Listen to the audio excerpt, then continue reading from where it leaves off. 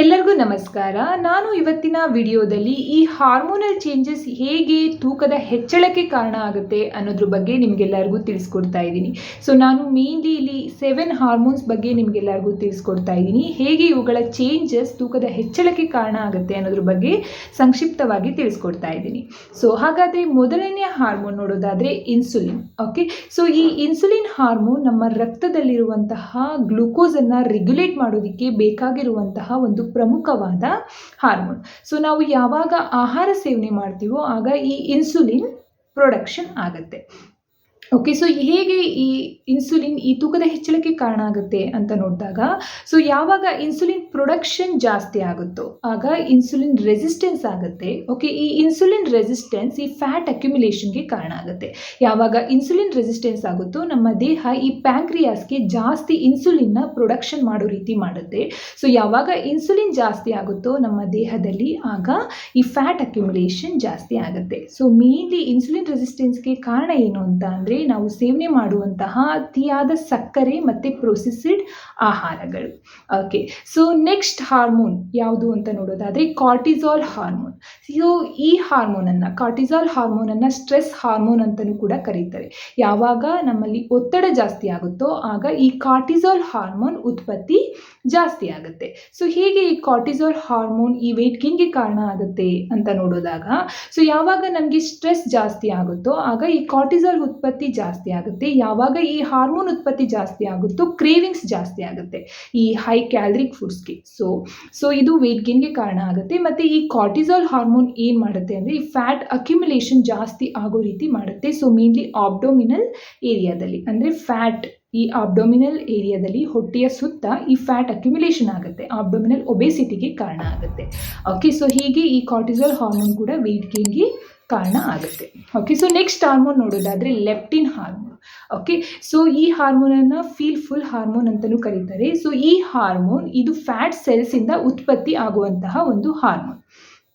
Okay, ಈ hormone energy ಬ್ಯಾಲೆನ್ಸನ್ನು regulate ಮಾಡೋದಕ್ಕೆ ತುಂಬ ಅವಶ್ಯಕವಾಗಿ ಬೇಕಾಗಿರುವಂತಹ ಹಾರ್ಮೋನ್. ಓಕೆ, ನಮ್ಮ ಹಸಿವನ್ನು ತಪ್ಪಿಸೋದಕ್ಕೆ, ಓಕೆ ಅಂದರೆ ಸೆಟೈಟಿ ಕ್ರಿಯೇಟ್ ಮಾಡೋದಕ್ಕೆ ಬೇಕಾಗಿರುವಂತಹ ಒಂದು ಪ್ರಮುಖವಾದ ಹಾರ್ಮೋನ್. ಹೇಗೆ ಇದು ವೇಟ್ ಗೇನ್ಗೆ ಕಾರಣ ಆಗುತ್ತೆ ಅಂತ ನೋಡಿದಾಗ, ಸೊ ಯಾವಾಗ ನಮ್ಮ ದೇಹದಲ್ಲಿ ಫ್ಯಾಟ್ ಸೆಲ್ಸ್ ಜಾಸ್ತಿ ಆಗುತ್ತೋ ಸೊ ಆಗ ಲೆಪ್ಟಿನ್ ಪ್ರೊಡಕ್ಷನ್ ಜಾಸ್ತಿ ಆಗುತ್ತೆ. ಸೊ ಇದರಿಂದ ಲೆಪ್ಟಿನ್ ರೆಸಿಸ್ಟೆನ್ಸ್ ಆಗುತ್ತೆ. ಯಾವಾಗ ಲೆಪ್ಟಿನ್ ರೆಸಿಸ್ಟೆನ್ಸ್ ಆಗುತ್ತೋ ಆಗ ನಮ್ಮ ಬ್ರೈನ್ ಸರಿಯಾಗಿ ರೆಸ್ಪಾಂಡ್ ಮಾಡೋದಿಲ್ಲ ಈ ಲೆಪ್ಟಿನ್ ಹಾರ್ಮೋನ್ಗೆ. ಓಕೆ, ಸೊ ಯಾವಾಗ ಲೆಪ್ಟಿನ್ ಹಾರ್ಮೋನ್ ಸರಿಯಾಗಿ ಕೆಲಸ ಮಾಡೋದಿಲ್ವೋ ನಮಗೆ ಸಟೈಟಿ ಸಿಗ್ನಲ್ ಸಿಗೋದಿಲ್ಲ, ಅಂದರೆ ಹಸಿವು ಜಾಸ್ತಿ ಆಗುತ್ತೆ. ಸೊ ಇದರಿಂದ ಆಹಾರದ ಸೇವನೆಯೂ ಕೂಡ ಜಾಸ್ತಿ ಆಗುತ್ತೆ. ಸೊ ಇದು ವೇಟ್ ಗೇನ್ಗೆ ಕಾರಣ ಆಗುತ್ತೆ. ಓಕೆ, ಸೊ ನೆಕ್ಸ್ಟ್ ಹಾರ್ಮೋನ್ ನೋಡೋದಾದರೆ ಗ್ರೆಲಿನ್ ಹಾರ್ಮೋನ್. ಸೊ ಈ ಹಾರ್ಮೋನನ್ನು ಹಂಗರ್ ಹಾರ್ಮೋನ್ ಅಂತಲೂ ಕರೀತಾರೆ. ಸೊ ಈ ಹಾರ್ಮೋನ್ ನಮ್ಮ ಅಪಟೈಟ್ನ ಸ್ಟಿಮ್ಯುಲೇಟ್ ಮಾಡೋದಕ್ಕೆ ಬೇಕಾಗಿರುವಂತಹ ಹಾರ್ಮೋನ್.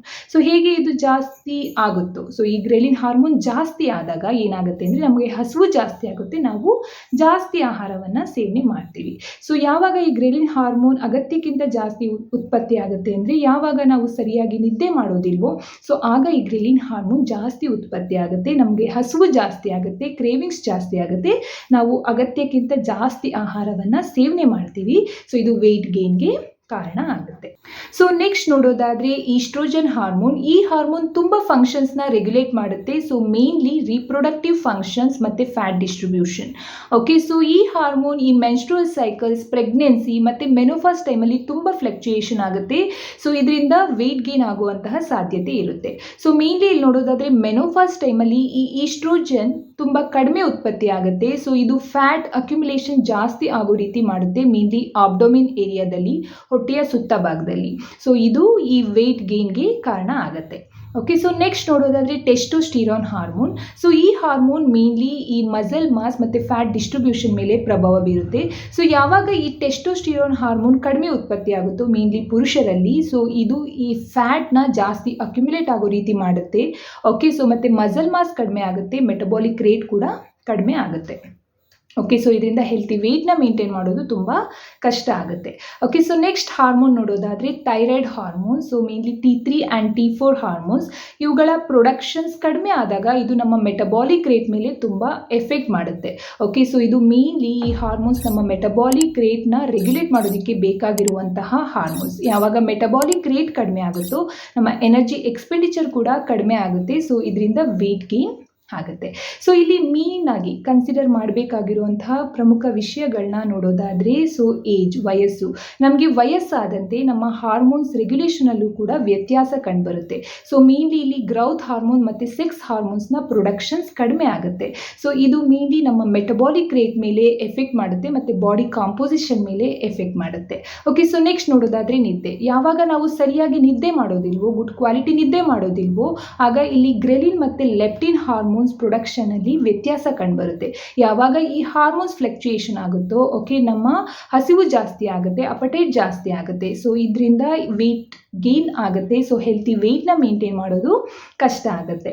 ಓಕೆ, ಸೊ ನೆಕ್ಸ್ಟ್ ನೋಡೋದಾದರೆ ನಮ್ಮ ಆಹಾರ ಮತ್ತು ಜೀವನ ಶೈಲಿ. ಓಕೆ, ಯಾವಾಗ ನಾವು ಸಕ್ಕರೆ, ಪ್ರೊಸೆಸ್ಡ್ ಫುಡ್ನ ಜಾಸ್ತಿ ಸೇವನೆ ಮಾಡ್ತೀವೋ, ಆಗ ನಮ್ಮ ಇನ್ಸುಲಿನ್ ಹಾರ್ಮೋನ್ಗೆ ಇದು ಎಫೆಕ್ಟ್ ಮಾಡುತ್ತೆ. ಓಕೆ, ಸೊ ಯಾವಾಗ ಇನ್ಸುಲಿನ್ ರೆಸಿಸ್ಟೆನ್ಸ್ ಆಗುತ್ತೋ ಫ್ಯಾಟ್ ಅಕ್ಯುಮುಲೇಷನ್ ಆಗುತ್ತೆ, ಅಂದರೆ ಅಬ್ಡೋಮಿನಲ್ ಏರಿಯಾದಲ್ಲಿ ಫ್ಯಾಟ್ ಜಾಸ್ತಿ ಸ್ಟೋರ್ ಆಗುತ್ತೆ. ಸೊ ಮೇನ್ಲಿ ಇದು ಹೆಲ್ತಿ ವೇಟ್ನ ಮೇಂಟೈನ್ ಮಾಡೋದಕ್ಕೆ ತುಂಬ ಎಫೆಕ್ಟ್ ಮಾಡುತ್ತೆ. ಸೊ ಫೈನಲಿ ಈ ಹಾರ್ಮೋನಲ್ ಚೇಂಜಸ್ ನಮ್ಮ ಬಾಡಿ ವೇಟನ್ನು ರೆಗ್ಯುಲೇಟ್ ಮಾಡೋದಕ್ಕೆ ತುಂಬ ಪ್ರಮುಖವಾದ ಪಾತ್ರವನ್ನು ವಹಿಸುತ್ತೆ. ಸೊ ಈ ಹಾರ್ಮೋನ್ಸ್ ನಮ್ಮ ಅಪಟೈಟ್ ಕಂಟ್ರೋಲ್ ಮಾಡೋದಕ್ಕೆ ಮತ್ತು ಫ್ಯಾಟ್ ಸ್ಟೋರೇಜಲ್ಲಿ, ಮೆಟಬಾಲಿಕ್ ಪ್ರೋಸೆಸ್ಸಲ್ಲಿ ತುಂಬ ಪ್ರಮುಖವಾದ ಪಾತ್ರವನ್ನು ವಹಿಸುತ್ತೆ. ಸೊ ನಾವು ಈ ಹಾರ್ಮೋನ್ಸ್ ಮೆಕ್ಯಾನಿಸಮ್ಸ್ನ ಅರ್ಥ ಮಾಡ್ಕೊಳ್ಳೋದ್ರಿಂದ ನಮ್ಮ ಹೆಲ್ತಿ ವೇಟನ್ನು ಮೇಂಟೈನ್ ಮಾಡೋದಕ್ಕೆ ಸುಲಭ ಆಗುತ್ತೆ. ಸೊ ಆದ್ದರಿಂದ ಉತ್ತಮವಾದ ಜೀವನ ಶೈಲಿಯನ್ನು ಅಳವಡಿಕೆ ಮಾಡ್ಕೊಳ್ಳೋದ್ರಿಂದ, ಸಮತೋಲನವಾದ ಆಹಾರವನ್ನು ಸೇವನೆ ಮಾಡೋದ್ರಿಂದ, ನಿಮ್ಮ ಸ್ಟ್ರೆಸ್ಸನ್ನು ಮ್ಯಾನೇಜ್ ಮಾಡೋದ್ರಿಂದ, ಉತ್ತಮವಾದ ನಿದ್ದೆ ಮಾಡೋದ್ರಿಂದ, ಓಕೆ, ಸೊ ನೀವು ನಿಮ್ಮ ಹಾರ್ಮೋನ್ಸನ್ನು ಬ್ಯಾಲೆನ್ಸ್ ಆಗಿರೋ ರೀತಿ ನೋಡ್ಕೊಳ್ಬೋದು.